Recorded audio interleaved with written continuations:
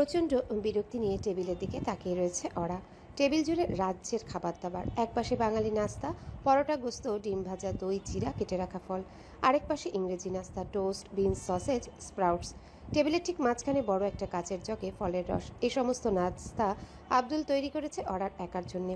সে কি বাঘ না সিংহ যে এত খাবার তার একার জন্যে বানাতে হবে? ওরা রান্নাঘরের দিকে এগিয়ে গেল। এই লোকটাকে আজ কঠিন ভাষায় একটা ধমক দিতেই হবে। আব্দুল ভাই। আব্দুল তার সহকারী বাবুর্চিকে সবজি কাটার ধরন শিখিয়ে দিচ্ছিল। সকালের নাস্তা তৈরির সঙ্গে সঙ্গে তার মাথায় ঘুরপাক খায় দুপুরের খাবারে কি রান্না হবে। অরাকে দেখে সে একগাল হেসে বলল, জি আফা। অরা থমথমে গলায় বলল, এত খাবার আপনি আমার একার জন্য বানিয়েছেন? যে পরিমাণে খাবার আপনি বানিয়েছেন তা তো পুরো এলাকার নাস্তা হয়ে যাবে। আব্দুল মুখের হাসিটা এখনো বজায় রেখে বলল, আপনি কি খাইবেন তা তো আফা জানি না, তাই বাংলা ইংলিশ দুই টাইপেরই করছি। দুই টাইপের নাস্তা বানাতে হবে না, আমার জন্য বাঙালি নাস্তা বানালেই চলবে। স্যার যখন বাড়িতে থাকবে তার জন্য ইংলিশ বানাবেন। আর পরিমাণটা একটু বুঝতে শিখুন আব্দুল ভাই। আপনার কারণে প্রতিদিনই খাবার নষ্ট হয়, এটা তো ঠিক না। আচ্ছা আফা, আপনি যেরকম বলবেন সেরকমই রান্না হইব। ওরা রান্নাঘর থেকে বেরিয়ে গেল। আরেকজনের ধমক পাওনা আছে মতিউর। এই লোকটা দিন দিন ফাঁকিবাজির চূড়ান্ত পর্যায়ে পৌঁছে গেছে। স্টাফরা বসার ঘর পরিষ্কার করছে, মতিউর পাশে দাঁড়িয়ে তার তদারকি করছে। ওরা মতিউরের সামনে গিয়ে বলল, মতিউর ভাই, আন্টির ঘরে ফ্যানটা সারিয়েছেন? মতিউর জিভে কামড় দিয়ে বলল। ভয় লাগেছে আফা। ওরা ভ্রু কুচকে বলল, ভুলে গেলে কি করে চলবে মতিউর ভাই? 1 মাস ধরে দেখছি ওই ফ্যানটা বন্ধ পড়ে আছে। আপনাকে কতবার বললাম ইলেকট্রিশিয়ান এনে ফ্যানটা সারিয়ে দিন। আন্টি যদি হুট করে একদিন চলে আসেন আর এসে দেখেন ওনার ঘরে ফ্যানটা নষ্ট, তখন কি একটা অবস্থা হবে বলেন? আপনি চিন্তা করেন না আফা, আমি অহনি ইলেকট্রিশিয়ানরে খবর দিতেছি। আর শুনুন, সপ্তাহে অন্তত একদিন বাড়ির সবগুলো ফ্যান লাইট চেক করে দেখবেন ঠিক মতো কাজ করছে কিনা। ঠিক আছে আফা, আপনার সংসার, আপনি যেমন চান তেমনই হইব। কথাটা কেমন হকচকিয়ে উঠল ওরা। সংসারের মতো ভারী শব্দটা ঠিক হজম করতে পারছে না সে। প্রতিটা মেয়ে নাকি স্বপ্ন দেখে নিজের একটা সংসারের, যে সংসারের প্রতিটা কোণা জুড়ে থাকবে কেবলই তারই বিচরণ, যাকে সে নিজের মতো করে গোছাবে, নিজের মতো করে সামলাবে। এই বাড়িটাই কি ওরার সংসার? কই না তো। সে তো এই বাড়ির কোনো সদস্য নয়, 1 বছরের জন্য অতিথি হয়ে এসেছে। 1 বছর পরে চলে যাবে, ব্যাস এতটুকুই। তাহলে কেন সেই বাড়িটা নিয়ে এত মাথা ঘামাচ্ছে? এই বাড়ির কোনো একটা ফ্যান নষ্ট হয়ে পড়ে থাকলে তার কেন রাতের ঘুম হারাম হয়ে যাবে? তাহলে কি মনের অজান্তে ওরা এই বাড়িটাকে নিজের সংসার ভাবতে শুরু করেছে? আর কিছু ভাবতে পারল না ওরা। গিয়ে বসলো নাস্তার টেবিলে। বাড়িটা আজ নিষ্প্রাণ হয়ে পড়ে আছে। আরশাদ সেই ভোরবেলা শুটিংয়ে বেরিয়ে গেছে। আজ তার শুটিং পুবাইলের একটা রিসোর্টে। পুবাইল জায়গাটা গাজীপুরের থেকেও দূরে। সকাল সকাল ঢাকা থেকে রওনা না দিলে সময় মতো গিয়ে পৌঁছানো যায় না। শুটিং শুরু হতেও হয় দেরি। ওরা এখনও আরশাদের সঙ্গে শুটিংয়ে যাচ্ছে না। ওরাকে হঠাৎ শুটিং সেটে দেখে মানুষ বলতে পারে, আরশাদ কেমন মানুষ, এখন বউ কি ম্যানেজার হিসেবে কাজ করাচ্ছে? পরিস্থিতি এখন মোটামুটি স্থবির পর্যায়ে এসেছে। মানুষ এই ভিডিওর কথা প্রায় ভুলেই গেছে। ওরাকেও তারা আরশাদের স্ত্রী হিসেবে ভালোভাবে গ্রহণ করেছে। এই মুহূর্তে এমন কোনো কাজ করা যাবে না যাতে তাদের মনে সন্দেহ ঢুকে যায়। তাই ওরা বাড়িতে থেকে যতটুকু সম্ভব কাজ করে। নাস্তা শেষ করে ওরা ক্লান্ত ভঙ্গিতে বসে রইল বসার ঘরের সোফায়। টিভিতে দেখার মতো তেমন কিছুই নেই। আরশাদ বাড়িতে থাকলে সকালের নাস্তা শেষে ছাদের অর্গানিক গার্ডেনে কতক্ষণ কাজ করে, আর ওরা তার পাশে বসে গল্প করে। আজ তো সেই সুযোগ নেই। হঠাৎ বেজে উঠল ফোনের রিংটোন। ওরা জানে এই মুহূর্তে সীমা ছাড়া আর কারোর ফোন করার কথা নয়। শুটিং ইউনিট নির্ঘাত এখন পুবাইল গিয়ে পৌঁছায়নি। ওখানে শুটিং শুরু হওয়া মাত্রই একের পর এক ফোন আসতে শুরু করবে। ওরার ধারণায় সঠিক হলো। মোবাইল স্ক্রিনে ভেসে উঠেছে সীমার নাম। 2 দিন হলো সীমা গ্রামের বাড়ি থেকে ঢাকায় ফিরেছে, এর মধ্যে আর দেখা হয়নি তার সঙ্গে। ওরা ফোন রিসিভ করতে সীমা উৎফুল্ল ভঙ্গিতে বলল, কি রে ওরা, তুই তো একেবারে সেলিব্রিটি হয়ে গেলি। ওরা বিরক্ত ভঙ্গিতে বলল। কি যাতা বলছিস? সীমা ফুর্তির ভঙ্গিতে বলল, যাদা বলতে যাব কেন, পুরো ইন্টারনেটে তোর আর আরশাদ ভাইয়ার রেড কার্পেটের ছবি ভেসে বেড়াচ্ছে। আমি বলেছিলাম না তোদের দুজনকে পাশাপাশি দারুণ মানায়, তখন তো বিশ্বাস করিসনি আমার কথা। দুজনকে একসঙ্গে রেড কার্পেটে কী যে লেগেছে, একেবারে মেড ফর ইচ আদার। ওরা ক্লান্ত ভঙ্গিতে বলল, সীমা, আজ এসব বাজে কথা না বলে হয় না? আমার মুডটা আজ ভীষণ খারাপ। সে কি, মুড খারাপ কেন? জানি না কেন, আজ কিছুই ভালো লাগছে না আমার। এক কাজ কর, বাসায় চলে আয়, দুজনে মিলে আড্ডা দিই।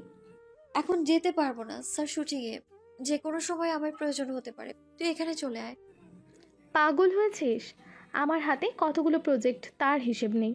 তুই এলেও কাজ করতে করতে কথা বলতাম। অরা দীর্ঘশ্বাস ফেলে বলল, ও আচ্ছা। ভালো কথা। বিয়ে শাদি করে তুই কি পড়ালেখার কথা ভুলে গেছিস? অরা ক্ষীণ স্বরে বলল, ভুলিনি, ডিপার্টমেন্ট হেডের সাথে কথা বলে এসেছি। রেগুলার ক্লাসে যেতে পারবো না, পরীক্ষার সময় পরীক্ষা দিয়ে আসবো। পরে যেন অ্যাটেন্ডেন্স নিয়ে কোনো ঝামেলা না করে। আর মাত্র একটা সেমিস্টারই তো বাকি আছে। তুই কি এরপর এমবিএ করবি? না, পড়াশোনার ঝামেলা থেকে মুক্তি পেলেই বাঁচি। এমনিতেই কাজের অনেক চাপ, তোকে তো বলেছি। স্যার আমায় তার প্রোডাকশন হাউসের দায়িত্ব দিতে যাচ্ছে। সীমা কৌতূহলী গলায় বলল, আচ্ছা ওরা, তুই যদি ভাইয়ার প্রোডাকশন হাউসের সিইও হয়ে যাস, তাহলে তো আর ম্যানেজারগিরি করতে পারবি না। অরা ভ্রুকুচকে বলল, ম্যানেজারগিরি আবার কেমন শব্দ? আহা, বল না। না, স্যার তোর জন্য নতুন ম্যানেজার খুঁজছে। বুঝেছি। এবার শোন, তোকে একটা জরুরি কথা জানাতে ফোন করেছি। কি কথা? ওই সিঙ্গাপুরের কথা মনে আছে? ইন্টারের পর যে ছেলেটা আমাকে বিয়ে করতে চেয়েছিল, বিয়ের পর পড়াশোনা করাতে চেয়েছিল, পড়াশোনা শেষে সিঙ্গাপুরে নিয়ে যেতে চেয়েছিল। মনে আছে, কেন বলতো? ওই ব্যাটা তো এখনো বিয়ে না করে বসে আছে। অরা অবাক কণ্ঠে বলল, বলিস কি, এখনো তোর জন্য বিয়ে করেনি? সীমা ধমকে সুরে বলল, গাধার মতো কথা বলবি না। ওরা আমার জন্য বিয়ে না করে বসে থাকবে কেন? ওই ব্যাটা আর সিঙ্গাপুরে ফিরে যায়নি, ঢাকায় নিজের বিজনেস দিয়েছে, স্বর্ণের বিজনেস। আগে তো বড়লোক ছিলই, এখন হয়ে দাঁড়িয়েছে তার দ্বিগুণ বড়লোক। ব্যবসা সামলাতে সামলাতে আর বিয়ে করা হয়নি।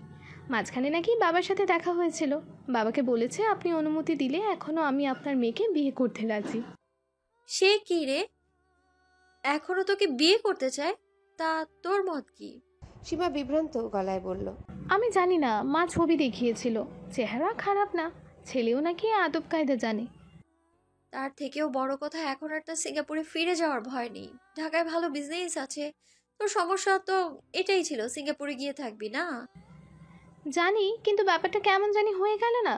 যে ছেলেকে বিয়ে করবো না বলে বাবার সঙ্গে ঝগড়া করে ঢাকায় চলে এলাম, এত বছর বাড়ির সঙ্গে যোগাযোগ রাখলাম না, শেষমেশ তাকেই নাকি বিয়ে করব। অরা পরিষ্কার গলায় বলল, ছেলেটা তোকে অসম্ভব পছন্দ করে সীমা। আমার ধারণা তোর জন্যই সে আর সিঙ্গাপুরে ফিরে যায়নি, কারণ তুই ওখানে গিয়ে থাকতে চাস না। সময় নিয়ে ঢাকায় নিজে বিজনেস করেছে, যাতে তোকে আবারও বিয়ের প্রস্তাব দিতে পারে। সীমা অবিশ্বাসের সঙ্গে বলল, ধর, বাজে কথা। ওই ছেলে আমাকে কখনো সামনাসামনি দেখেনি, ছবিতে দেখেছে, তাও আবার ইন্টার পাশ করার পরের ছবি। তখন আমি দেখতে কেমন ছিলাম, একেবারে রাঙা আলু টাইপের। আমি বলি কি, ছেলেটার সঙ্গে একবার দেখা কর। দেখা করতে তো আর কোনো ক্ষতি নেই। সামনাসামনি দেখলে তুই নিজে বুঝতে পারবি এই মানুষের সঙ্গে সারা জীবন কাটানো যাবে কি না। বলছিস? হুম। তাহলে তো দেখা করতেই হবে। তোর বিয়ে হয়ে গেলে তো আমাকে একা একাই থাকতে হবে। আর তোর বিয়ের পর আমি একা থাকছি না। আর তাছাড়া তোকে একা থাকতে হবে কেন? তুই তো ওই বাড়িতেই থাকবি। অরা মলিন স্বরে বলল, সেটা তো মাত্র 1 বছরের জন্য, তারপর তো ফিরে গিয়ে ওই ফ্ল্যাটেই থাকবো আমি। সীমা কি যেন মনে করে খিলখিল করে হেসে উঠল। হাসছিস কেন?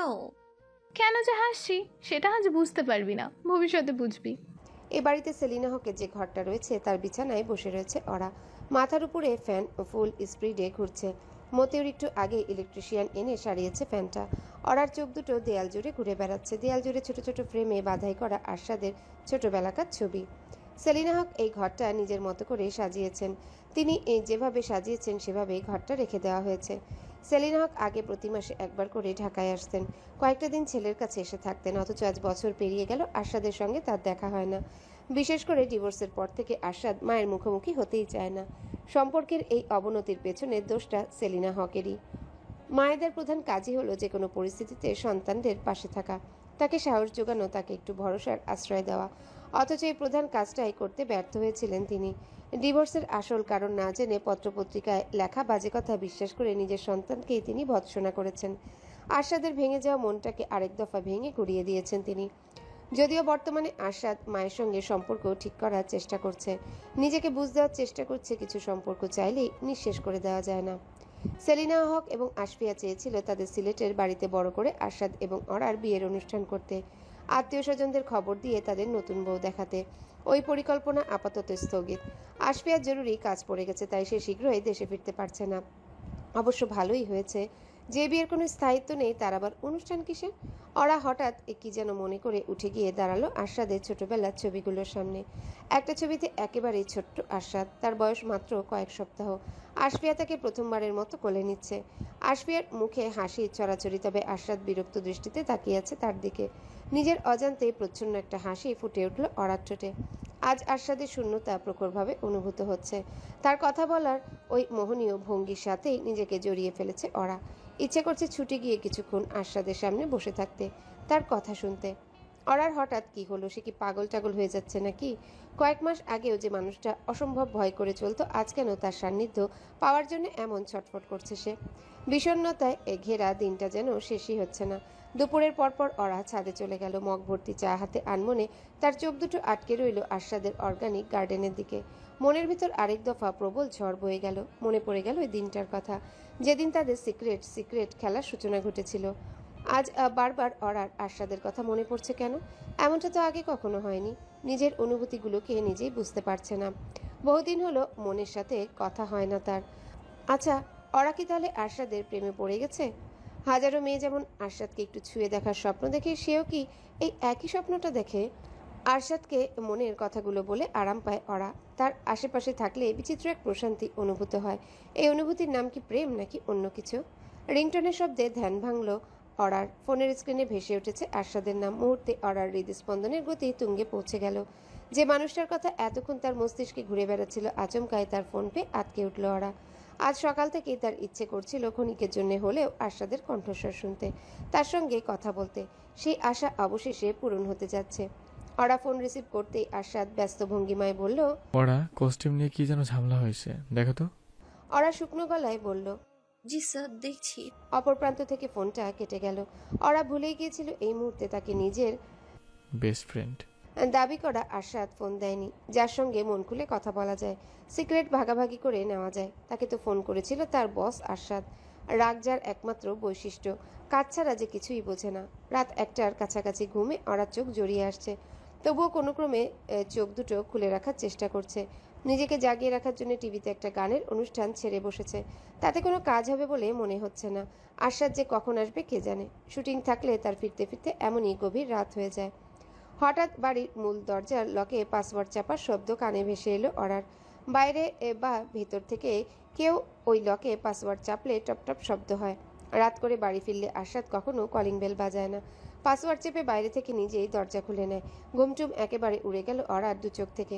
এক লাফে উঠে দাঁড়িয়ে সে গেল দরজার সামনে। দরজা খুলে যেতেই দেখা পাওয়া গেল তার কাঙ্ক্ষিত মানুষটার, যাকে দেখার জন্য চোখ দুটো দিনভর তৃষ্ণার্ত হয়েছিল। প্রচ্ছন্ন এক হাসি ফুটে উঠল অরার ঠোঁট জুড়ে। হাসি লুকাবার কোনো চেষ্টা তার মধ্যে নেই। আরশাদ কিছুটা বিস্ময় নিয়ে বলল, তুমি জেগেছিলে, আমি তো ভাবলাম তুমি ঘুমিয়ে পড়েছো। অরা ঘুমিয়ে পড়বে কি করে? আরশাদকে আজ দু চোখ ভরে না দেখলে তার তো ঘুমই আসতো না। বাড়িতে প্রবেশ করেই বসার ঘরে সোফায় ক্লান্ত ভঙ্গিতে গা এলিয়ে দিল আরশাদ। অরা ডাইনিং টেবিল থেকে গ্লাস ভর্তি পানি এনে আরশাদের দিকে বাড়িয়ে দিয়ে বলল, কেমন হলো আজ শুটিং? অরার হাত থেকে গ্লাসটা নিয়ে তাতে চুমুক দিয়ে আরশাদ বলল, শুটিংয়ের কথা আর বলবো না, আমি প্রচণ্ড টায়ার্ড। অরা সোফায় বসতে বসতে বলল, তাহলে ফ্রেশ হয়ে আসুন, একসঙ্গে ডিনার করবো। আরশাদ হতভম্ব হয়ে বলল। তুমি খাওনি কেন? অরা হাসি মুখে না সূচক মাথা নাড়ালো। 1টা বাজে ওরা, তুমি তো জানতে আমার দেরি হবে, শুধু শুধু অপেক্ষা করতে গেলে কেন? কোনো ব্যাপার না স্যার, আপনি ফ্রেশ হয়ে আসুন তো। অরা এখনো না খেয়ে বসে আছে জেনে আরশাদ তড়িঘড়ি করে ফ্রেশ হতে চলে গেল। অরা এখনো স্থির হয়ে আগের জায়গায় বসে রইল। তার হাত পা থরথর করে কাঁপছে, চোখে জল টলমল করছে। আজ সারাদিন ধরে তার মনে হচ্ছিল বুকের উপর কেউ ভারী পাথর চেপে ধরে রেখেছে। প্রতিবার শ্বাস নেওয়ার সময় মনে হচ্ছিল ফুসফুসের বড় একটা অংশ এখনো ফাঁকা পড়ে আছে। সারাদিন পর আরশাদকে দেখে তার সঙ্গে একটু কথা বলে ওই অনুভূতি বাতাসে মিশে গেছে। প্রাণ ভরে এখন অরা শ্বাস নিতে পারছে। নিজের মনের এর সম্পর্কে একটা ভয়ঙ্কর সত্যি সেই মুহূর্তে উপলব্ধি করতে পেরেছে। আরশাদের বসবাস তার মনের গভীরতম স্তরে, যেখানে বসবাসের অধিকার এই পৃথিবীতে কারো নেই। ওরা তো কোনোদিনও কাউকে তার মনে জায়গা দিতে চায়নি, তবু নিজের অজান্তেই আরশাদকে দিয়ে ফেলেছে সেই জায়গাটা। এই অনুভূতির নাম কি? তোমার সাহস কি করে হয় আমাকে ফোন করার? তোমার সাহস দেখে আমি রীতিমতো অবাক হচ্ছি। নওশিনের এমন কথায় হকচকিয়ে গেল অরা। বিয়ের ওই ঘটনার পর আজই প্রথম নওশিনের সঙ্গে কথা হচ্ছে তার। অরা জানতো বিষয়টা স্বাভাবিকভাবে নেবে না সে। এতটা যে রেগে যাবে তাও বুঝতে পারেনি। অরা ইতস্তত করে বলল। ম্যাম। অরার কথার মাঝপথেই নওশিন ফোনের অপর প্রান্ত থেকে ঝাঁঝালো কণ্ঠে বলল। চুপ, একটা কথাও বলবে না তুমি। তোমার মতো মেয়েদের খুব ভালো করে চেনা আছে আমার। ওপরে ওপরে সাধু সাজবে আর ভিতরে ভিতরে বদ মতলব। ছি!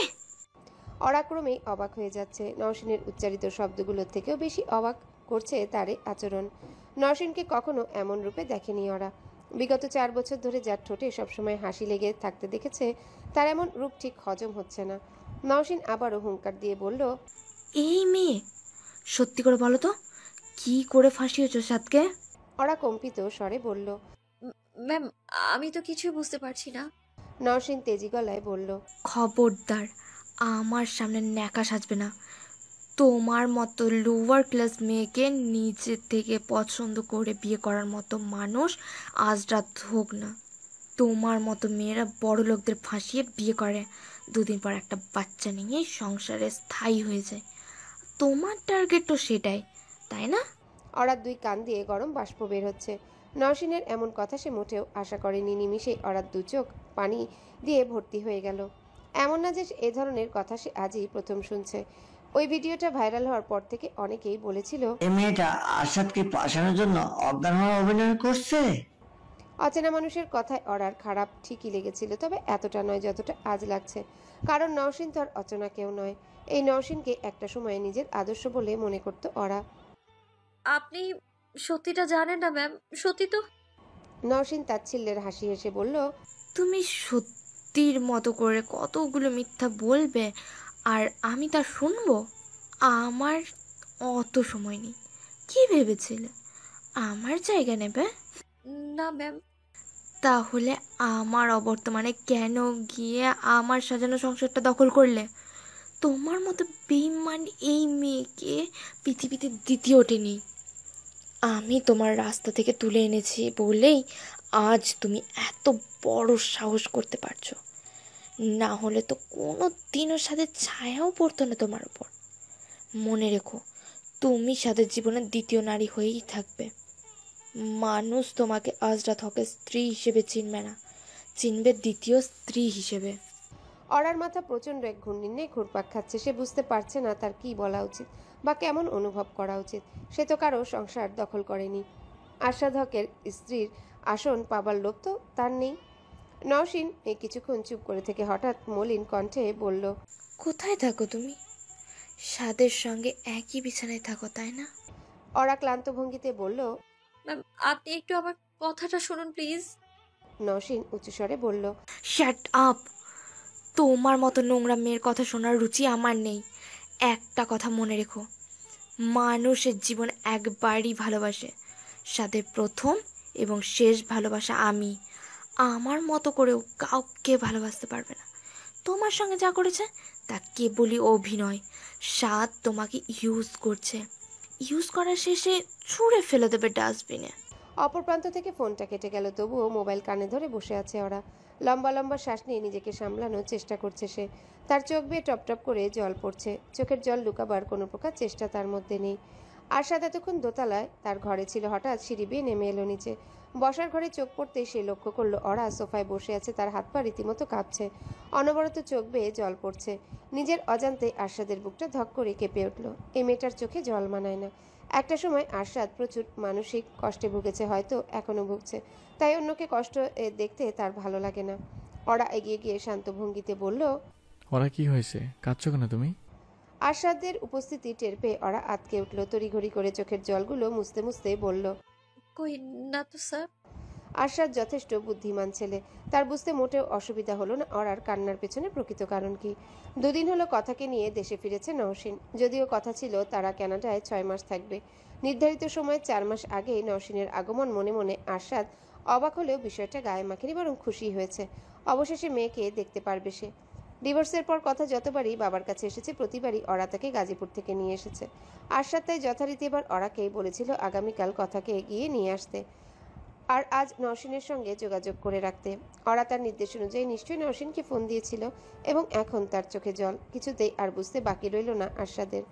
আরশাদ ভ্রুকুচকে বলল, হ্যালো বন্ধুরা, পরবর্তী পার্ট খুব তাড়াতাড়ি আসবে, তো সবাই অপেক্ষায় থাকো। আর চ্যানেলটি যারা এখনো সাবস্ক্রাইব করোনি তারা পরবর্তী পার্ট দেখার জন্য চ্যানেলটি সাবস্ক্রাইব করে রেখো।